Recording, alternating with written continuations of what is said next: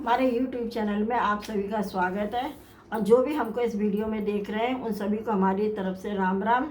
पिछले वीडियो में हमने 265 दोहे चौपाई पूरे कर लिए थे और अब जो इसके आगे के दोहे हैं वो हम इस वीडियो में पढ़ेंगे। तो आइए आप हमारे साथ जुड़े रहिए।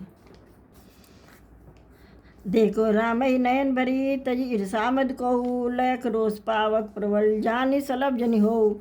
मतलब ईर्ष्या, घमंड और क्रोध छोड़कर नेत्र भरकर श्री राम जी की छवि को देख लो। लक्ष्मण के क्रोध को प्रबल अग्नि जानकर उसमें पतंगे मत बनो। वेन तेह बिल जिम चह कागू जिमि ससु चहे नाग अरिभागु जिम चह कुशल अकारण कोई सब संपदा चहे शिवद्रोही। अर्थात जैसे गरुड़ का भाग कौआ, चाहे सिंह का भाग खरगोश, चाहे बिना कारण ही क्रोध करने वाला, अपने कुशल चाहे शिव जी से विरोध करने वाला, सब प्रकार की संपत्ति चाहे, लोभी लोलुप कल कीरत चाही, अकलंकता की कामी लही, हरिपद विमुख परम गति चाहा, तस तुम्हार लालच नरना। अर्थात लोभी, लालची, सुंदर, कीर्ति चाहे, कामी मनुष्य निष्कलंकता चाहे तो क्या पा सकता है। और जैसे श्री हरि के चरणों से विमुख मनुष्य परम गति यानी मोक्ष चाहे, हे राजाओं सीता के लिए तुम्हारा लालच भी वैसा ही व्यर्थ है। कोलाहल सुन सिय सकानी सखी लवाई गई जय रानी, राम रुभाए चले गुरु पाई, सिय स्नेह बरनत मन माही। अर्थात कोलाहल सुनकर सीता जी शंकित हो गई। तब सखियाँ उन्हें वहाँ ले गई जहाँ रानी सीता जी की माता थी। श्री रामचंद्र जी मन में सीता जी के प्रेम का बखान करते हुए स्वाभाविक चाल से गुरु जी के पास चले। रानिय सहित सोच बसिया, अब दो विधि विविध काह करनिया, भूप बचन सुनी इत उत तकहीं, लखन राम डर बोल न सकहीं। रानियों सहित सीता जी दुष्ट राजाओं के दुर्वचन सुनकर सोच के बस हैं कि न जाने विधाता अब क्या करने वाला है। राजाओं के वचन सुनकर लक्ष्मण जी इधर उधर ताकते हैं किंतु रामचंद्र जी के डर से कुछ भी नहीं बोल सकते हैं। अरो नयन भ्रक्त कुटिल चितवन नृपन सकोप, मनऊ मत गजनन निरकी, सिंह किशोर ही चोप। अर्थात उनके नेत्र लाल है और भौहें टेढ़ी हो गई हैं। वह क्रोध से राजाओं को देखने लगी, मानो मतवाले हाथियों का झुंड देखकर सिंह के बच्चे को जोश आ गया हो। करवड़ दे कि विपुल पुर नारी, सब मिल दे ही मही पन्नगारी, तही अवसर सुन शिवधनु भंगा, आयऊ ब्रकुल कमल पतंगा। इसका मतलब है खलबली देखकर जनकपुर की स्त्रियां व्याकुल हो गई और सब मिलकर राजाओं को गालियां देने लगी। उसी मौके पर शिव जी के धनुष का टूटना सुनकर भ्रकुल रूपी कमल के सूर्य परशुराम जी आए। देखे महीप सकल सकुचाने, बाज झपट जनु लवा लुकाने, गौरी शरीर भूति बल भ्राजा, भाल विशाल त्रिपुंड विराजा। यानी इन्हें देखकर सब राजा सुकचा गए, मानो बाज के झपटने पर बटेर लुक यानी छिप गए हों। गोरे शरीर पर विभूति यानी भस्म बड़ी फब रही है और विशाल ललाट पर त्रिपुंड विशेष शोभा दे रहा। शीश जटा शश बदन सुहावा, रिस बस कछुक अरुण होई आवा, भृगट कुटिल नयन रिस राते, सजो चितवत मनऊ रिसाते। अर्थात सिर पर जटा है, सुंदर मुख चंद क्रोध के कारण कुछ लाल हो आया है, भौहें टेढ़ी और आंखें क्रोध से लाल है। सहज ही देखते हैं तो भी ऐसा जान पड़ता है मानो क्रोध कर रहे हों।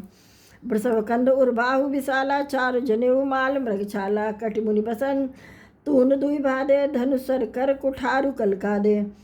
अर्थात बैल के समान ऊंचे और पुष्ट कंधे हैं, छाती और भुजाएं विशाल है, सुंदर यको पवित्र धारण किए, माला पहने और मृग चर्म लिए हैं, कमर में मुनियों का वस्त्र और 2 तरकस बांधे, हाथ में धनुष्वाण और सुंदर कंधे पर फरसा धारण किए हुए हैं।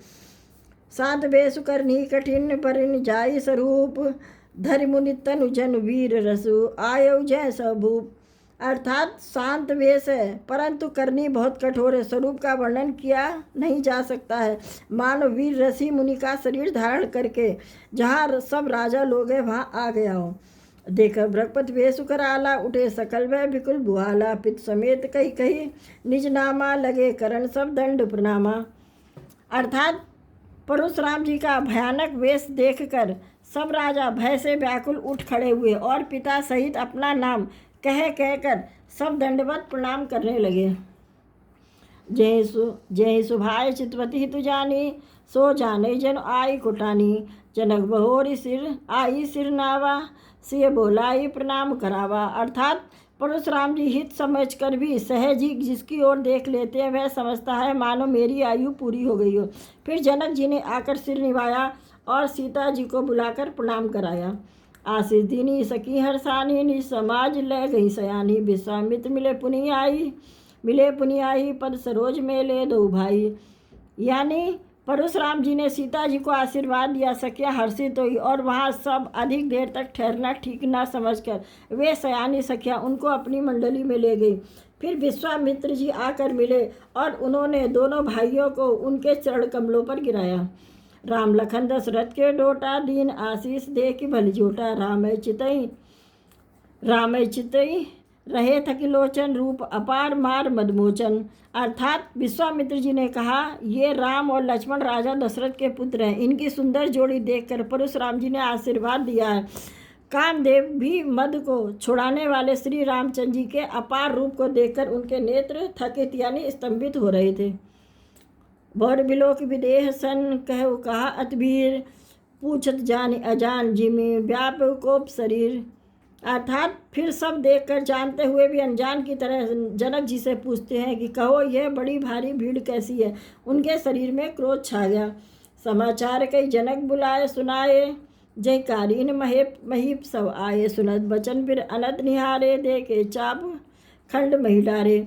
अर्थात जिस कारण सब राजा आए थे राजा जनक ने वे सब समाचार कहे। जनक के वचन सुनकर परशुराम जी फिर दूसरी ओर देखा और धनुष के टुकड़े पृथ्वी पर पड़े दिखाई दिए।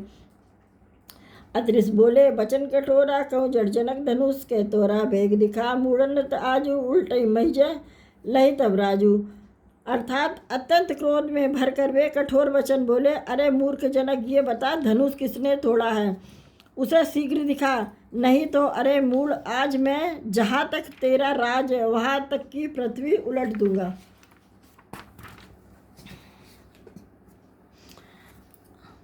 अति डरु उतरु देत नपनाही, कुटिल भूप हर से मन माही। सुरमुनि नाग नगर नर नारी, सोच सकल त्रास उर भारी। अर्थात राजा को अत्यंत डर लगा जिसके कारण वे उत्तर नहीं देते। यह देखकर कुटिल राजा मन में बड़े प्रसन्न हुए। देवता मुनि नाग और नगर के स्त्री पुरुष सभी सोचकर कहने लगे, सबके हृदय में बड़ा भय है। मन पश्चात हिय भीत महतारी, विधि अब सबरी बात बिगारी। बृहस्पति कर स्वभाव सुन सीता, अरध निमेष कलप संबीता। अर्थात श्री सीता जी की माता मन में पछता रही कि हाय विधाता ने अब बनी बनाई बात बिगाड़ दी। परशुराम जी का स्वभाव सुनकर सीता जी को आधा क्षण भी कल्प के समान बीतने लगा। सवै बिलो के लोग जब जानकी वीर, हृदय न हरस विषाद कछु, बोले श्री रघुवीर।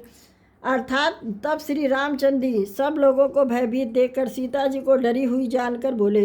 उनके हृदय में कुछ भी हर्ष था न विषाद। मास परायण ये है नवा विश्राम। नाथ संबुधन भंजनी हारा हो, यो को एक दास तुम्हारा। आयुष कहा कहिन किन मोही, सुन रिसाई बोले मुनि कोई। अर्थात हे नाथ शिव जी के धनुष को तोड़ने वाला, आपका कोई एक दास होगा, क्या आज्ञा है, मुझसे कुछ क्यों नहीं कहते। यह सुनकर क्रोधी मुनि रिसाकर बोले, सेवक सो जो करे सेवकाई, अर करनी अर करी की लड़ाई। सुनो राम जय शिवधन तोरा, सहस बाहु सम सो मोरा। अर्थात सेवक वह है जो सेवा का काम करे, शत्रु का काम करके लड़ाई ही करनी चाहिए।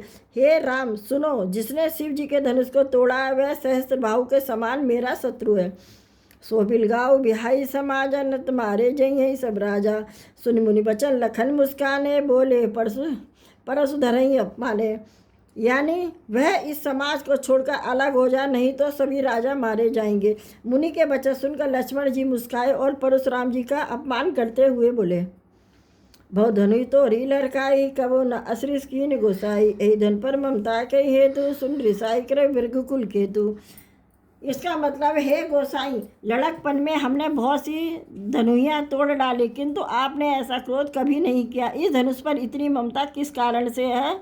यह सुनकर भृगुवंश की ध्वजा स्वरूप परशुराम जी कुपित होकर कहने लगे, रेंड बालक काल बस, बोला तो ही न संभार।